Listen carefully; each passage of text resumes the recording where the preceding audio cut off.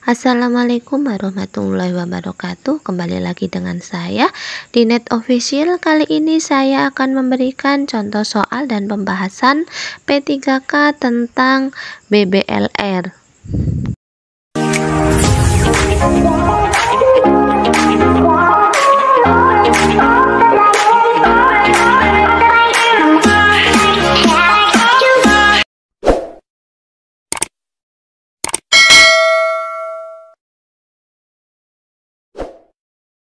Oke teman-teman, sebelum kita ke contoh soal, kita ke pembahasan terlebih dahulu ya.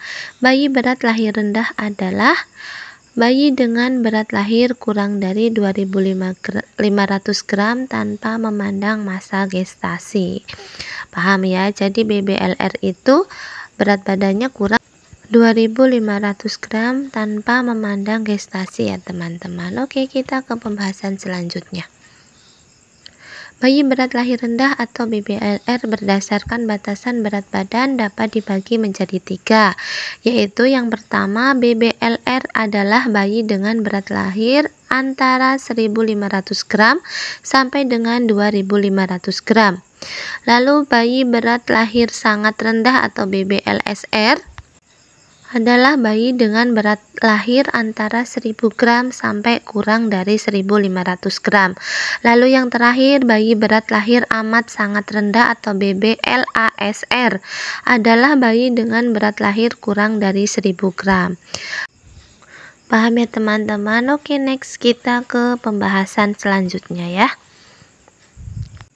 Lalu bayi berat lahir rendah berdasarkan maturitas, yaitu ada 2 ya, prematuritas murni, yaitu masa gestasinya kurang dari 37 minggu dan berat badannya sesuai dengan berat badan untuk masa gestasinya itu, atau biasa disebut neonatus kurang bulan sesuai untuk masa kehamilan, atau disingkat dengan NKB SMK ya teman-teman. Kemudian yang kedua, dismaturitas, yaitu bayi lahir dengan berat badan kurang dari berat badan seharusnya untuk masa gestasi. Berarti bayi mengalami retardasi pertumbuhan intrauterin dan merupakan bayi yang kecil untuk masa kehamilannya atau yang disebut dengan KMK ya. Paham ya teman-teman? Next kita ke pembahasan berikutnya. Untuk menentukan apakah bayi itu lahir prematur SMK sesuai masa kehamilan matur normal KMK atau BMK dapat dengan membandingkan berat badan bayi dalam gram dengan usia kehamilan dalam minggu yang kemudian diplot di kurva pertumbuhan dan perkembangan intrauterin dari Patel-Gilia dan Lubchenco ya 1967. Dari kurva ini didapat pertumbuhan janin normal atau berat bayi matur normal dan bayi prematur SMK terletak di antara persentil ke-10 dan persentil ke-90. Lalu bayi KMK beratnya di bawah persentil ke-10 dan bayi BMK beratnya di atas persentil ke-90. Paham ya teman-teman? Oke, next kita ke pembahasan berikutnya ya. Etiologi atau yang pertama adalah faktor ibu yang disebabkan oleh toksemia gravidarum atau preeklamsi dan eklamsi, kemudian riwayat kelahiran prematur sebelumnya, pendarahan antepartum dan malnutrisi, anemia sel sabit. Lalu yang ketiga, kelainan bentuk uterus, misalnya uterus pikurnis dan inkompeten serviks. Lalu yang keempat adalah tumor ya teman-teman. Yang kelima, ibu yang menderita penyakit antara lain akut dengan gejala panas tinggi yang disebabkan oleh tifus abdominalis dan malaria, yaitu kronis. Contohnya adalah TBC, penyakit jantung, hipertensi, penyakit ginjal. Lalu trauma pada masa kehamilan antara lain jatuh, kebiasaan ibu, ketergantungan obat, narkotika, rokok, dan alkohol. Kemudian usia ibu pada waktu hamil kurang dari 20 tahun atau lebih dari 35 tahun. Lalu paritas ibu, yaitu jumlah anak lebih dari 4, dapat menimbulkan gangguan pertumbuhan janin sehingga melahirkan bayi dengan berat lahir rendah dan perdarahan saat persalinan karena keadaan rahim biasanya sudah lemah. Paham ya teman-teman? Ini adalah penyebab terjadinya bayi BBLR ya teman-teman. Oke, next ke pembahasan selanjutnya teman-teman. Faktor janin yang pertama adalah kehamilan ganda, yaitu berat badan kedua janin pada kehamilan kembar tidak sama, dapat berbeda antara 50 sampai 1000 gram karena pembagian darah pada plasenta untuk kedua janin tidak sama. Lalu hidromnion, ketuban pecah dini, cacat bawaan, kelainan kromosom, infeksi misalnya rubella, insufisiensi plasenta, yaitu plasenta secara anatomi dan fisiologi tidak mampu memberi nutrisi dan oksigen kepada janin. Nah, ini adalah faktor dari janin teman-teman. Kita lanjut ke pembahasan selanjutnya ya. Faktor plasenta, yaitu yang disebabkan karena plasenta previa, solusi plasenta. Kemudian faktor lingkungan, radiasi atau zat beracun, keadaan sosial ekonomi yang rendah, kebiasaan yaitu pekerjaan yang melelahkan dan merokok, kemudian tingkat pendidikan ya teman-teman. Lalu patofisiologinya, secara umum bayi BBLR ini berhubungan dengan usia kehamilan yang belum cukup bulan atau prematur. Di samping itu juga disebabkan dismaturitas. Lalu gizi yang baik diperlukan seorang ibu hamil agar pertumbuhan janin tidak mengalami hambatan dan selanjutnya akan melahirkan bayi dengan berat normal. Lalu anemia dapat didefinisikan sebagai kondisi dengan kadar Hb berada di bawah normal ya. Paham teman-teman? Kita ke pembahasan berikutnya ya. Tanda dan gejala. Yang pertama, tanda dan gejala bayi prematur yaitu kulit tipis dan mengkilap, tulang rawan, telinga sangat lunak karena belum terbentuk dengan sempurna. Lanugo atau rambut halus lembut pada bayi masih banyak ditemukan terutama pada punggung. Jaringan payudara belum terlihat, puting masih berupa titik. Pada bayi perempuan, labia mayora belum menutupi labia minora, sedangkan pada bayi laki-laki, skrotum belum banyak lipatan, testis kadang belum turun.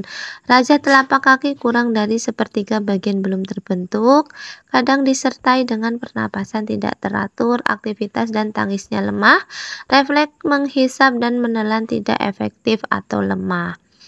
Oke teman-teman, kita lanjut ke pembahasan berikutnya. Tanda dan gejala bayi dismaturitas yaitu gerakan cukup aktif, tangis cukup kuat, kulit keriput, lemak, bawah kulit tipis, bila kurang bulan jaringan payudara kecil, puting kecil bila cukup bulan payudara dan puting sesuai masa kehamilan. Bayi perempuan bila cukup bulan labia mayora menutupi labia minora, sedangkan bayi laki-laki testis mungkin telah turun. Raja telapak kaki lebih dari sepertiga bagian dan menghisap cukup kuat. Lalu di sini kita lanjut ya, komplikasi langsung yang dapat terjadi pada bayi berat lahir rendah yaitu hipotermi, hipoglikemi, hiperbilirubin, gangguan cairan dan elektrolit, sindroma gawat napas, patent ductus arteriosus, infeksi perdarahan intraventrikuler, apnea of prematurity dan anemia ya teman-teman. Kita lanjut ya ke pembahasan berikutnya. Masalah jangka panjang yang mungkin timbul pada bayi dengan berat lahir rendah atau BBLR antara lain gangguan perkembangan, gangguan pertumbuhan, gangguan penglihatan atau retinopati, gangguan pendengaran, gangguan paru kronis, kenaikan angka kesakitan dan sering masuk rumah sakit, dan yang terakhir adalah kenaikan frekuensi kelamin bawaan. Penanganannya seperti apa? Yang pertama, BBLR yang menangis termasuk ke dalam kriteria bayi lahir tanpa asfeksia. Bayi tersebut dalam keadaan bernapas baik dan warna air ketuban jernih. Untuk BBLR yang lahir menangis atau bernapas spontan ini dilakukan asuhan BBLR tanpa asfeksia sebagai berikut. Yang pertama, bersihkan lendir secukupnya kalau perlu. Keringkan dengan kain yang kering dan hangat. Segera berikan pada ibu untuk kontak kulit ibu dengan kulit bayi. Segera memberi ASI sedini dengan membelai. Memandikan bayi dilakukan setelah 24 jam. Lalu profilaksis suntikan vitamin K1 1 mg dosis tunggal IM pada paha kiri anterolateral, salep mata antibiotik, perawatan tali pusat. Bila berat lahir lebih dari 2000 gram dan tanpa masalah atau penyulit, dapat diberikan vaksinasi hepatitis B pertama pada paha kanan. Lalu BBLR yang tidak bernapas spontan dimasukkan ke dalam kategori lahir dengan asfiksia dan harus segera dilakukan langkah awal resusitasi dan tahapan resusitasi berikutnya bila diperlukan. Paham ya teman-teman, ini penanganan untuk BBLR dengan kriteria bayi tanpa asfiksia dan bayi dengan asfiksia teman-teman. Baik teman-teman, paham ya? Oke, next kita ke pembahasan berikutnya ya. Peran bidan yang pertama asuhan pada BBLR sehat, yaitu perawatan metode kanguru bagi BBLR, pemberian ASI pada bayi berat lahir rendah, pencegahan infeksi, perawatan BBLR pada minggu-minggu pertama, pemberian imunisasi pada BBLR, dan yang terakhir, mendeteksi tanda bahaya pada bayi baru lahir untuk persiapan prarujukan.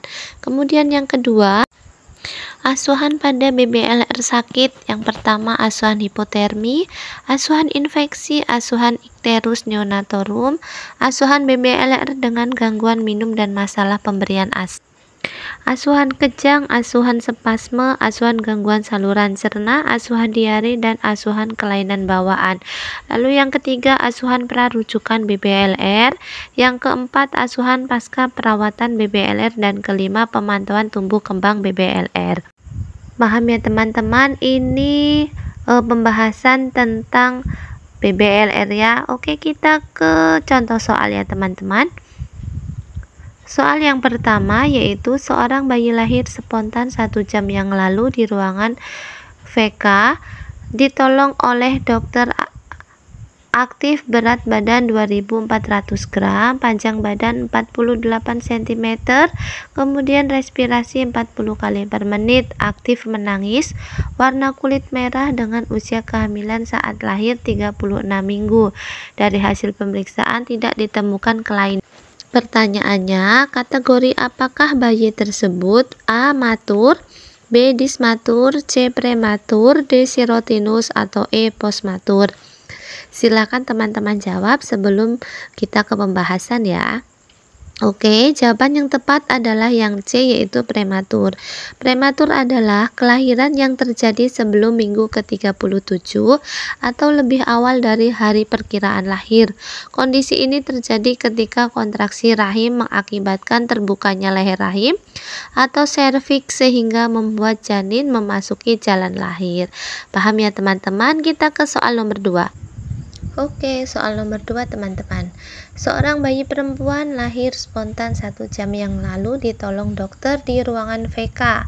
Bayi aktif, berat badan 2400 gram, panjang badan 48 cm, respirasi 40 kali per menit, menangis, warna kulit merah dengan usia kehamilan saat lahir 36 minggu.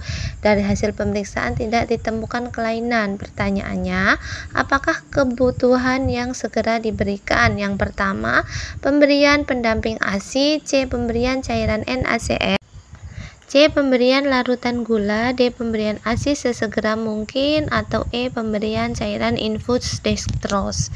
Silahkan teman-teman coba jawab sebelum kita ke jawaban dan pembahasan ya. Tepat sekali ya, jawabannya adalah yang D, yaitu pemberian ASI sesegera mungkin. IMD adalah sebuah aksi dari bayi yang baru lahir sesegera mungkin untuk menyusu. IMD harus diberikan oleh ibu pada bayi 1 jam setelah melahirkan. Ini sangat penting karena ada satu faktor yang didapat dari inisiasi menyusui dini ya, yaitu adanya kontak kulit antara ibu dan anak yang memberikan keuntungan seperti ketenangan untuk ibu, kehangatan untuk bayi, dan produksi ASI. IMD juga penting karena ASI pertama yang keluar mengandung kolostrum yang mengandung zat kekebalan tubuh dan faktor pelindung lainnya bagi bayi ya teman-teman. Kita ke soal nomor 3 teman-teman. Oke, soal nomor 3 ya. Seorang bayi perempuan lahir spontan umur 1 hari. Ditolong di ruangan bersalin. Bayi aktif, menangis, warna kulit merah, berat badan 3000 gram, panjang badan 48 cm, respirasi 40 kali per menit, dengan usia kehamilan saat lahir 38 minggu, tidak ada tanda-tanda infeksi, menetek kuat. Pertanyaannya, penyuluhan apakah yang penting pada keluarga tersebut? A. 30 menit sekali, B. 1 jam sekali, C. 3 jam sekali, D. On demand, E. Bila bayi terbangun. Silakan teman-teman coba menjawab. Oke ya, tepat sekali. Jawaban yang benar adalah yang D, yaitu on demand. Salah satu upaya menurunkan angka kematian bayi atau AKB adalah dengan memberikan ASI sesuai dengan keinginan bayi. Pemberian ASI on demand yaitu di mana ibu memberikan ASI-nya setiap bayi meminta dan tidak berdasarkan jam. Kendala dalam pemberian ASI on demand yaitu adanya masalah pada ibu dan bayi. Masalah pada ibu misalnya, ibu merasakan nyeri pada puting saat menyusui, bayi yang disebabkan posisi menyusui yang salah dan kurangnya pengetahuan ibu tentang posisi menyusui yang benar. Paham ya teman-teman? Kita lanjut ke soal berikutnya. Soal nomor 4 teman-teman. Seorang perempuan datang ke poli kebidanan membawa bayinya berusia 3 hari, mengeluh kulit bayinya kuning. Hasil pemeriksaan keadaan umum bayi normal, terlihat kulit dan mata bayi berwarna kuning. Konseling apakah yang paling tepat pada kasus tersebut? A. Membawa ke rumah sakit, B. Menjemur bayi, C. Jaga kehangatan bayi, D. Memberikan ASI yang cukup, atau E. Letakkan bayi di tempat yang hangat. Silakan coba teman-teman jawab ya. Benar sekali ya, jawaban yang tepat yaitu yang D. Memberi ASI yang cukup. Biasanya kondisi bayi kuning yang patut diwaspadai ini muncul lebih cepat, yaitu usia bayi di antara 1-3 hari, atau justru lebih lambat saat usianya sudah lebih dari 2 minggu. ASI eksklusif adalah pemberian ASI ke bayi yang baru lahir sampai usia 6 bulan. Selama kurun waktu 6 bulan tersebut, bayi hanya meminum ASI ya teman-teman. Kita lanjut ke soal berikutnya teman-teman. Soal yang terakhir ya, seorang perempuan sedang melahirkan anak kedua di rumah sakit. Bayi lahir tidak segera menangis dalam waktu 1 menit. Hasil pemeriksaan warna kulit pucat, tonus otot lemah, tidak menangis. Apakah intervensi pertama yang paling tepat pada kasus tersebut? A. Keringkan, B. Resusitasi, C. Hangatkan, D. Rangsangan taktil, atau E. Berikan oksigen. Silakan teman-teman jawab sebelum kita ke jawaban dan pembahasan. Oke, tepat sekali ya, jawabannya adalah yang A, yaitu keringkan. Intervensi adalah campur tangan pihak lain untuk mencapai suatu tujuan. Ada banyak sekali untuk intervensi pada saat proses persalinan, dari mulai menentukan posisi ibu ketika melahirkan sampai operasi sesar. Alasan bayi tidak menangis saat dilahirkan: asfiksia lahir prematur, keracunan air ketuban, kondisi medis ibu bisa menyebabkan bayi tidak menangis saat lahir, preeklamsi, diabetes saat hamil, mengkonsumsi obat-obatan tertentu. Baik teman-teman, sekian contoh soal yang dapat saya berikan. Bagi teman-teman yang menginginkan contoh soal P3K dalam bentuk PDF untuk menambah referensi belajar, silahkan teman-teman semua komen di kolom komentar, dan apabila saya slow respon, silahkan teman-teman baca deskripsi di video saya, akan saya berikan secara gratis. Terima kasih, semoga bermanfaat. Wassalamualaikum warahmatullahi wabarakatuh.